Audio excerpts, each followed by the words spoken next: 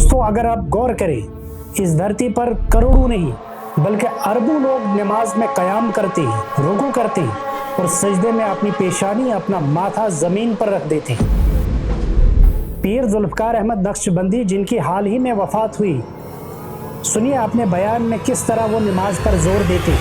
कभी 2 रकत लंबे पढ़ के देखें, तसल्ली की 2 रकत पढ़ के देखें। कभी रात के आखिरी पहर में अल्लाह के सामने 2 रकत ऐसे पढ़ें कि कोई ख्याल ना आए। इसी तरह वर्ल्ड फेमस मुफ्ती मैक भी अपने बयान में नमाज पर ही बात करते हैं। Let me tell you, your 5 daily prayers, hold on to them, work on them. Your 5 daily prayers, work on them, become strong on them, and see the miracles that start happening in your life. साल में 2 ईद नमाजें, हर हफ्ते जुम्मा की नमाज, हज और उम्रा और रोज़ाना 5 वक्त की नमाज। एक मुसलमान ऑन एन एवरेज दिन में तकरीबन 64 बार से ज़्यादा अपनी पेशानी ज़मीन पर रख देता है। अब यहाँ पर एक सवाल आपके मन में भी ज़रूर आया होगा कि आखिर नमाज की इतनी ज़्यादा तलकीन क्यों? नमाज के अंदर कौन सी रूहानी और जिस्मानी तब्दीलियाँ इंसान के अंदर पैदा होती हैं? जी हाँ दोस्तों, नमाज के पीछे की न्यूरोसाइंस क्या कहती है, ये जानकर आप दंग रह जाएंगे। साल 2014 मलेशिया की यूनिवर्सिटी ऑफ मलाया कुआलालंपुर के एक मशहूर न्यूरोसाइंटिस्ट डॉक्टर हाज़िम दोफैश ने नमाज पर दिल को दहला देने वाली तहकीक की, रिसर्च की, जिसमें यह साबित हुआ कि नमाज के दौरान आपके दिमाग में सुकून वाली लहरें बढ़ती हैं और आपका नर्वस सिस्टम दबाव से बाहर आ जाता है।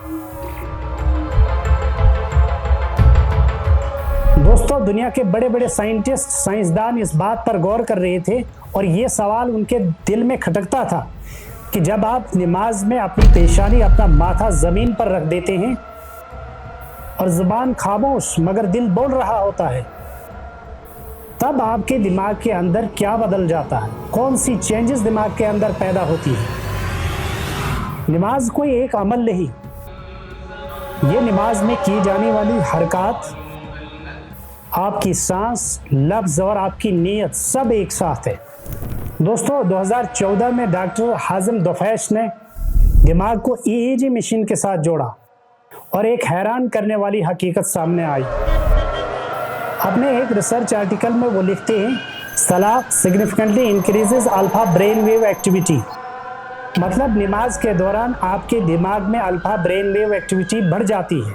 दोस्तों आप ये बात जानकर हैरान होंगे कि अल्फा ब्रेन वेव्स वही लहरें हैं जो तब आपके दिमाग के अंदर आती हैं जब आप कुछ लम्हों के लिए खुद से जंग छोड़ देते हैं, मतलब आप पुरसुकून हो जाते हैं।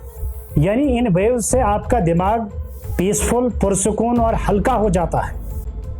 दोस्तों लाखों और करोड़ों लोग एंजाइटी, डिप्रेशन, स्ट्रेस और घबराहट जैसे इश्यूज से जंग लड़ रहे हैं। सब कुछ हासिल होने के बाद भी सुकून के एक लम्हे के लिए तरसते हैं, लेकिन कहीं ये हासिल नहीं हो पाता।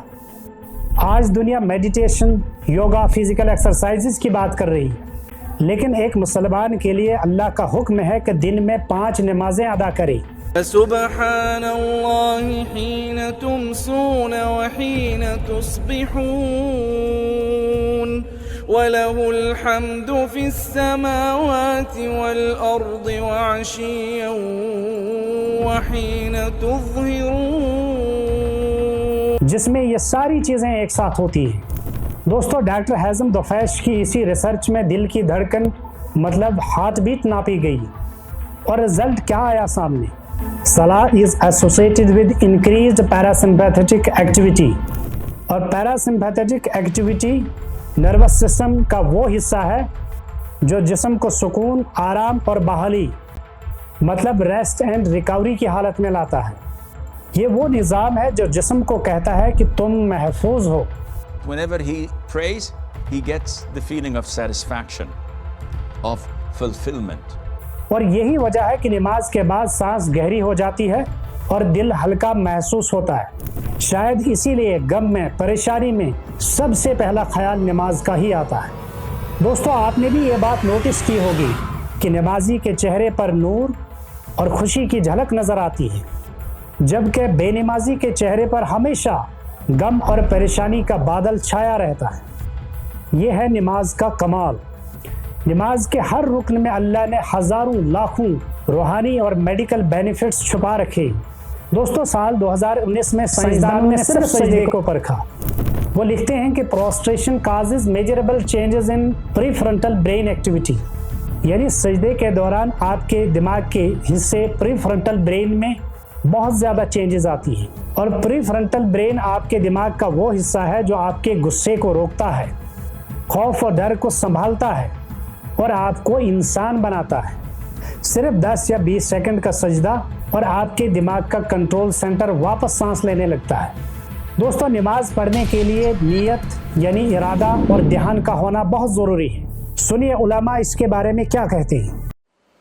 ایک ہے نماز ہم پڑھ لیتے ہیں، آپ نے سارا پڑھ لیا، سارا تعدیل ارکان بھی کر لی، لیکن اگر آپ کا اللہ کے ساتھ ڈائریکٹ کمیونین اور ڈائریکٹ کمیونیکیشن قائم نہیں ہوا تو نماز، جس کو کہ کہا گیا کہ الصلاۃ معراج المومنین، جو قرب حضور کو حاصل ہوا معراج میں، وہ ایک بندہ مومن دنیا میں رہتے ہوئے حاصل کر سکتا ہے نماز میں۔ سجدہ کریں تو حدیث میں آتا ہے کہ ایسے محسوس ہو کہ گویا کہ میں نے اپنا سر اللہ کے قدموں میں رکھ دیا۔ دوستو، سال 2016 میں ایک عجیب تجربہ کیا گیا۔